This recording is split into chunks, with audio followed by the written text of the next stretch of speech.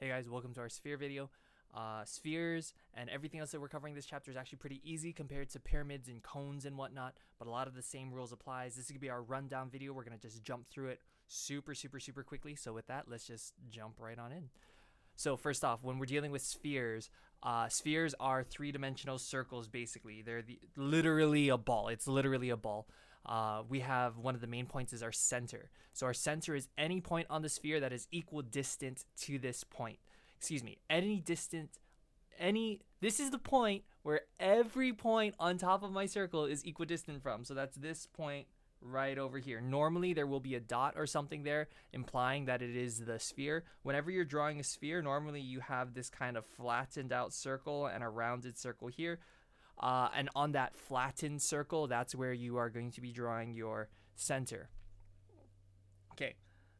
When we're dealing with hemispheres, hemispheres are literally half circles. So basically, if I'm talking about hemispheres, it's this upper part up here, and it's drawn kind of like that. We have our little flat circle and just our top half. When we're dealing with the area of this sphere, now again, that's like the covering of the ball. That's going to be 4 pi r squared, and then volume is going to be 4 over 3 pi r cubed. All right. Now, one of the main things that makes this a little bit tricky is plane intersections. Now, basically what's happening is we have a ball, and imagine getting like a flat surface and just driving it straight through the ball and cutting it.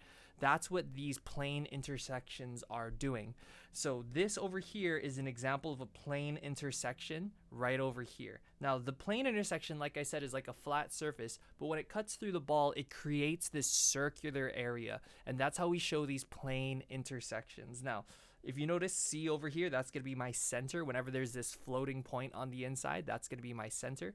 And as always, we love having these right triangles. So the right triangle that we're working with here is going to be right here. This is going to be the radius of the circle created by the intersecting plane.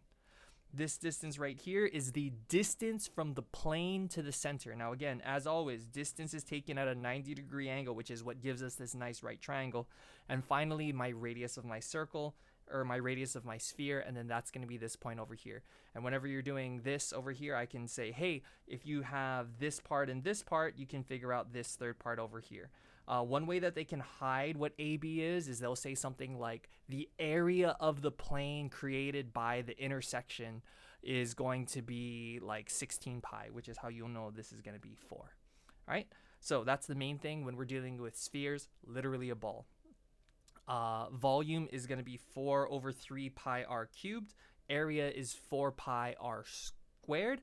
And then make sure that you know how to do these plane intersections. All right, that's the majority of it.